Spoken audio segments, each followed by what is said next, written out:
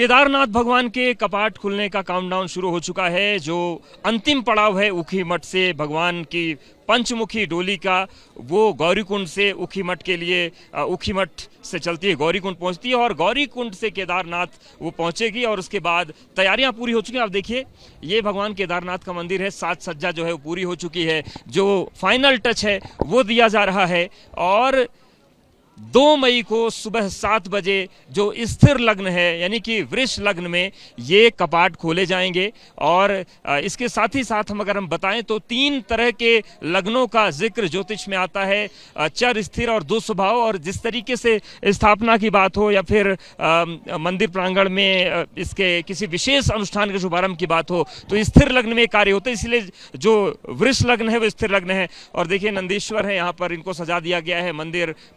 मंदिर का पूरा जो वैभव है इस वक्त गेंदे के फूलों से जगमगा रहा है। और आप देखिए तैयारियां, इधर भी फूलों की पूरी तैयारी चल रही है, साज सज्जा की पूरी तैयारियां हो रही हैं। और देखिए ये जो फाइनल टच है वो दिया जा रहा है और ये जो पूरी प्रक्रिया है ये लगातार बीते 2-3 दिनों से चल रही है। और इस पूरी प्रक्रिया के बाद एक भव्यतम स्वरूप कल देखने को मिलेगा भगवान केदार का। तो ये पूरी तस्वीरें हैं और अब हम बात कर लेते हैं कि जो धार्मिक मान्यता है, आध्यात्मिक मान्यता है, आप देखिए कितनी बड़ी संख्या में श्रद्धालु एक दिन पहले ही पहुंच चुके हैं और ये सभी लोग बाबा केदार के दर्शन करने के लिए आए हैं। कपाट खुलते दर्शन करेंगे, लेकिन आध्यात्मिक महत्व के बारे में हम बात करते हैं। हमारे साथ पंडित जी हैं। पंडित जी, बाबा केदार के जो कपाट खुलने अब 24 घंटे से भी कम का वक्त बाकी है, तो यहाँ की आध्यात्मिक मान्यता के बारे में बताएं और परंपरा क्या रहती है कपाट खुलने की। सर, मैं उमेश चंद पोस्ती केदारनाथ, सदस्य श्री केदार सभा केदारनाथ। मंदिर को सजाने की तैयारियां पूर्ण हो चुकी है और कुछ ही समय भगवान के कपाट खोलने का कुछ ही समय रह गया है और हर भक्तगण जो है प्रतीक्षा में है। और मैं देख रहा हूँ यात्रियों की संख्या बढ़ती जा रही है और कल जो है, आज जो है बस शाम को भगवान के की जो पंचमुखी चल बिका डोली है वो श्री केदारनाथ धाम में पहुँचेगी और कल सवेरे ठीक 7 बजे भगवान के के कपाट खोल दिए जाएंगे। परंपरा क्या है कि ये जो कपाट है, ये भगवान के जब कपाट खुलते हैं तो यहाँ पर अखंड ज्योति के दर्शन होते हैं। अखंड का मतलब जो कभी खंडित नहीं होती है, उस अखंड ज्योति के दर्शन होते हैं। वो अखंड ज्योति जो है, जो जल रही है बीते 6 महीने से, भगवान को समाधि दी जाती है, तो कितने बजे ये जो समाधि को हटाने की प्रक्रिया है, अखंड ज्योति के दर्शन की प्रक्रिया है और कौन कौन उसका दर्शन कर सकता है, कौन उसके लिए है?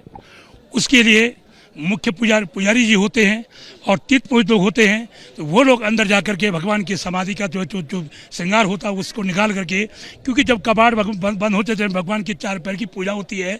उस 4 पैर की पूजा भगवान को जब समाधि लगाते हैं तो समाधि में जितना सामान चढ़ा रहता है कुछ भी नहीं मिलता है, केवल रुद्राक्ष के अलावा, और भगवान की अखंड ज्योत जली रहती है। ये बताएं कि आध्यात्मिक रूप से क्या महत्व है भगवान केदार के दर्शन का, इस पूरी यात्रा का? यात्रा का महत्व लिखा हुआ है कि अन्य क्षेत्र कृतम पापम पुण्य क्षेत्र विनश्यति और पुण्य क्षेत्र कृतम पापम वज्रलेप भविष्यति। जहाँ भी कोई प्रयासित किया हुआ होता है वो इस धाम में आने के बाद वो पूर्ण हो जाता है। कहते हैं भगवान कहते हैं कि धाम में आने से ही जो है सभी पापों का पाप दूर हो जाते हैं, लेकिन जो व्यक्ति भगवान के दर्शन करता है वो जो है उन पापों से मुक्त हो जाता है। और श्री केदारनाथ धाम में क्या है कि 12 ज्योतिर्लिंग में एक ज्योतिर्लिंग यही है जहाँ पर जलाभिषेक का विशेष महत्व है। जलाभिषेक किया जाता है और भगवान को घी का लेपन किया जाता है, ये यहाँ का मुख्य है। ये भी मान्यता है क्या कि जब तक भैरव जी के कपाट नहीं खुलते तब तक आरती नहीं होती यहाँ पर? आरती का ऐसा है कि भगवान के जब कपाट बंद होने से पहले सर्वप्रथम भैरवनाथ जी के कपाट बंद होते हैं। जब भगवान भैरव जी के कपाट बंद होते हैं तो भगवान की आरती नहीं होती है, किरण जी आरती नहीं होती है। ऐसे ही जब भगवान के कपाट खुलते हैं तो उसके बाद भैरवनाथ जी के कपाट खुलते हैं। तो भैरवनाथ कपाट जब तक नहीं खुले हैं तब तक भगवान जी की आरती नहीं होती है, क्योंकि यहाँ के रक्षक भैरव जी हैं।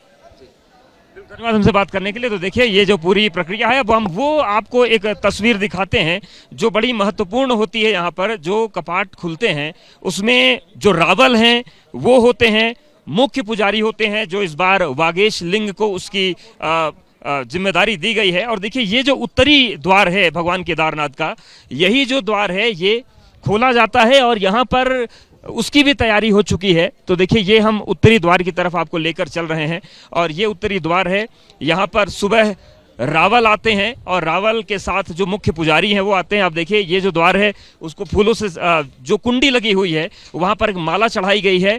और सबसे महत्वपूर्ण बात यह है कि इस द्वार की जो चाबी है वो सर्पाकार है, वो सर्प के आकार की चाबी है, विशेष चाबी है और उसी चाबी से ये द्वार खुलते हैं। और आप देखिए भगवान केदारनाथ का जो पूरा ये मंदिर का गुंबद है, जो शीर्ष है, जो यहाँ की पताका है वो लहरा रही है और साज सज्जा का जो काम है उसे अंतिम स्वरूप दिया जा रहा है। और ये पूरी तैयारी होने के बाद अब बस कुछ ही घंटों के बाद भगवान केदार सभी को दर्शन देंगे और इन्हीं तैयारियों का अंतिम स्वरूप है जो भव्यतम रूप ले रहा है। और आप देखिए हिमालय को देखिए, ये जो मेरु श्रृंखला है, केदार श्रृंखला है पर्वत की वो है और इसी के बीच में भगवान केदारनाथ का वास है। ये जो पर्वत श्रृंखला है इसे मेरु और केदार श्रृंखला बोलते हैं। तो ये पूरी तस्वीरें हैं और ये जो तैयारियां हैं ये हो चुकी हैं और अब बस इंतज़ार है, प्रतीक्षा है तो बाबा के कपाट खुलने की।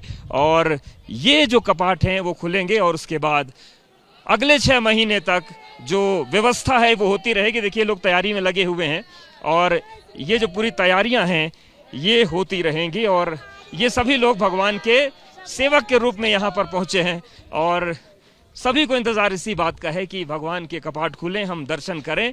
और ये दर्शन कल सुबह 7 बजे से शुरू हो जाएंगे जब इसी उत्तरी द्वार को रावल मुख्य पुजारी एक विशेष चाबी से जो कि सर्पाकार होती है उससे इस कपाट को खोल देंगे। वेद पांडे के साथ Awadhesh, ABP News, Kedarnath. For exclusive and insightful videos, subscribe to our new channel ABP Live Premium.